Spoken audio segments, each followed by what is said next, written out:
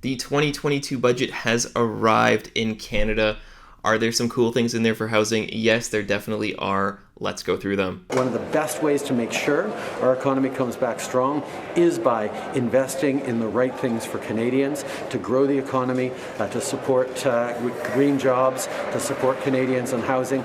So there's actually quite a few things in this budget related to housing. Now, there are 3 or 4 things in here that I think will have a significant impact, not a huge boulder crushing, like destroy everything, change everything for the opposite kind of impact, but they are significant, and one of them is actually moving really in the right direction. So I'm going to go with the biggest and the most important one first, and that is an Accelerator Fund to start building more houses, build them faster, reduce bureaucracy, and just kind of help out in every way possible to build more houses. This actually solves the main problem that we're having in Canada, and that is a supply shortage. So congratulations, first time we're seeing something moving in the right direction. Very happy about this. We'll really get to know what the extent is and if it's going to make a change that we're going to see directly, or if it's just maybe a step in the right direction for now. But when it comes to this fund specifically, they have put aside around $4 billion. They've split it up to different portions of what it takes to build a house when it comes to investing in properties, when it comes to municipal issues and planning and things like that.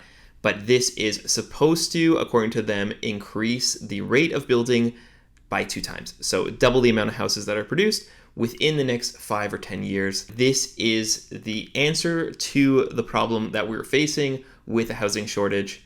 I hope it works, and I hope they keep working on this specific lever in the budget, because this is what we need right now. So 2 other notable things that have happened in this proposed budget is, the first thing is that foreign buyers are officially banned from buying houses in Canada for the next 2 years. So nothing, no investment properties, nothing residential. They can, however, buy recreational properties, they can buy cottage properties, but nothing residential can be purchased unless you have a citizenship or a permanent residency card. Will it make a big difference? It will make a difference. A big difference, I think not. We've seen that foreign buyers make up less than 2% of the total buying population in Canada.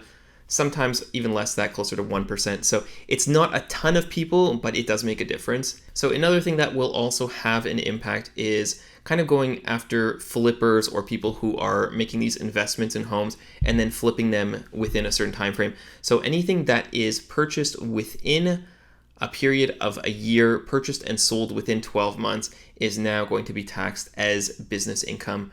They are trying to kind of cut out those loopholes for a lot of people who are buying them, living in homes, and then flipping them, make it a little bit more difficult, and in that case also bring in a little bit more tax revenue. Now, the last thing that is really interesting is something that we spoke about earlier, and it's finally here. It's the first-time homebuyers savings account. This is going to allow you to combine the benefits of an RRSP homebuyer incentive and also just like a tax-free savings account. So in this case, you get to put money into this account. It comes off of your gross income, so you're not paying any taxes as you put it in, just like in an RRSP. And when you withdraw the funds to use for your down payment for your first home purchase, there are also no taxes to be paid. So it has the benefit of both of them. It is a great program, and it will allow for up to $40,000. Now, some of the details are still missing as far as, is it $40,000 capped, or is it $40,000 of contribution, and then you can grow that through investments, and it can actually be worth more than that. So it's likely going to be the latter. But this is a great program, and right now they have it scheduled that you can put up to $8,000 a year.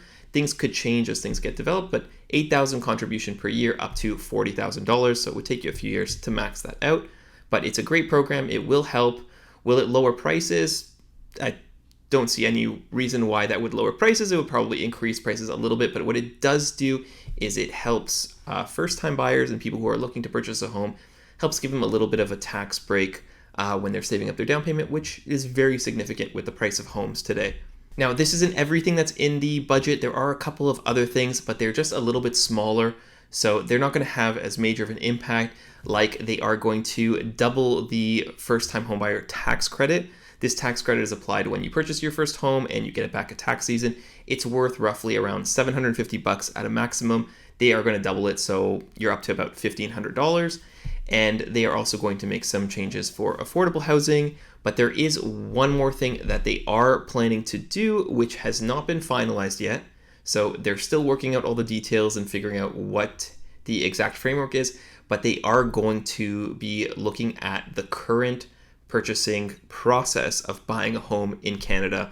They are going to be looking at whether to remove blind bidding, whether to make everything more public or make the information more available, making sold prices of homes a lot more accessible. They are accessible now, but making them even more accessible to consumers. So these are all interesting things. Nothing is settled there, but they have decided that they do want to move in that direction. So we'll see what happens. I'll keep you guys posted. If at all you're looking at everything that's going on right now and you're trying to figure out what the price of a home is or what your home is worth, just take a look, send me a text or an email, and I'd be happy to check that out, or click on my Calendly link and book a quick time to chat. And if you do have any questions about anything in this budget or anything in general, real estate related, let me know down in the comments. I hope you guys have a wonderful week. I'll see you around in the next one.